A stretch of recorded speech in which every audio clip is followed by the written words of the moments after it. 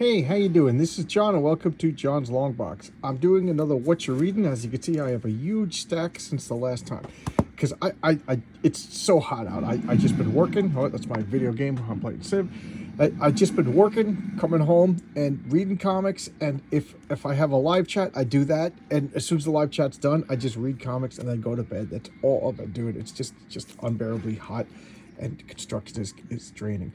So this is About His Ad. This is J. Mateus, Mike Plug.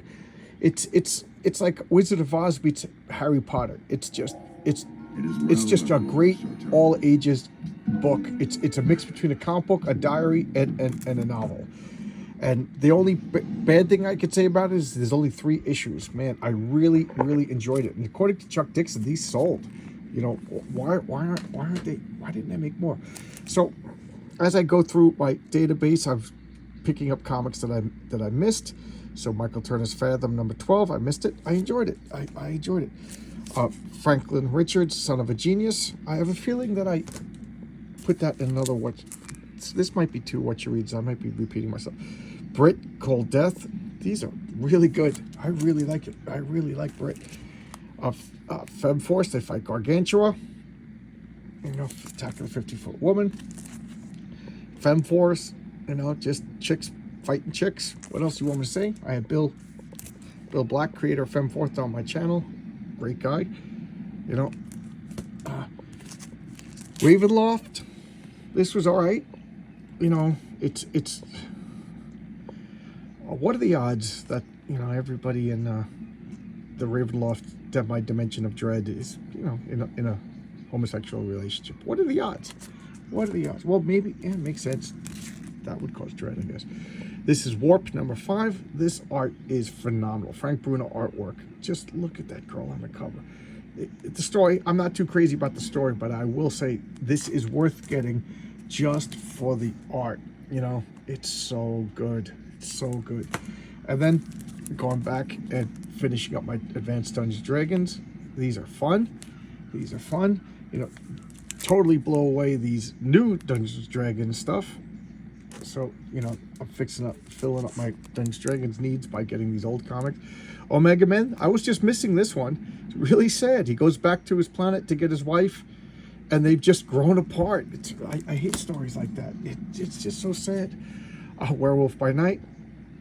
Is this? Yeah, this is post Mike Plug. So it's not as good. It just seems rushed. I did a video on this, Doomsday +1, John Byrne's first series. Oh, he did Wheelie and the Chopper Bunch, but this is his, you know, first real series. So you can check out the video. This is not, they're not fighting on the moon, they're fighting on a movie set. Fighting on a movie set. Psych, you know. Topaz. This the most obvious story ever. The next door neighbor was the werewolf they were looking for. Yeah, I could see why the series got canceled. It's not as good as it used to be. I took this out for a Sunday Comics for Father's Day, you know, because Trigon is a perfect example of a father. This is Private Dance number 2. I have Private Dance number 1 on my stack of things I want to showcase. I actually really liked it, you know. Even though I'm making a wholesome comic, I'm not a prude, and I'm not above like nudie comics, but they have to have some story, and this has an excellent story, and I will talk about it in number 1 when I do the video. And Wolf and Batsy, but look at that cover. Look at that cover. This is Brian Bow. You know, Bloody Bow is a bloody Bow. Yeah, that fit. Bloody Bow is a bloody weirdo, but I make no bones about how much I love that comic. You know, I became friends with Brian because I reached out to him because I love the comic so much. You know, Brit, this was good. So I think Brit. Oh, I have an extra bag. This is Melvin.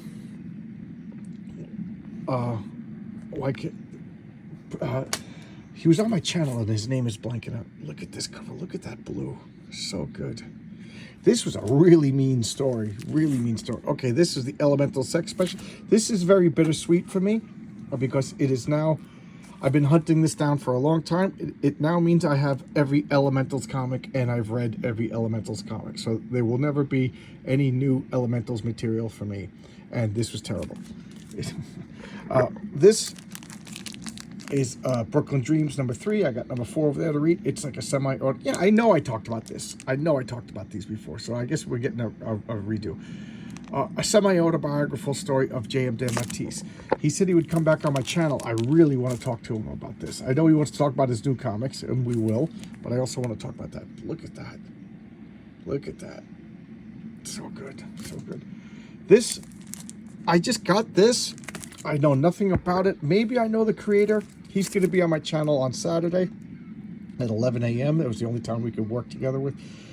I just got this because I love that costume design. Simple and elegant. It follows my rules. Simple and elegant. And I love that red and white. You don't really see that combo too much. So I was like, all right, let me get it. You know, I'll get the first issue. Well, I liked it enough that I'm getting the second issue. And I invited the creator onto my channel. So this is Justice League #11. You know, it's really good condition. Really good condition. Oh, I got, hey, didn't we see Wolf Pets here? Yes, I got 2 copies. I like Brian so much, I backed him. Oh, I backed him twice. I did a showcase. Oh, sorry, Brian, I just dropped one of your comics. I did a showcase on Eerie #5. Look at that, dinosaurs. Here's, I've been testing my printer. You guys want to see how well my printer's working? More FemForce, Good Girl Quarterly. I'm going to put it over here because my pile is teetering. This is part 2, a conclusion in Vampire, you know, in Dracula, he fights the werewolf by night, and then over here. And this is by Plug, so it's good. I got 2 copies of Cold Death. Oh, man. What number is this? #3. I read it out of order, which drives me crazy.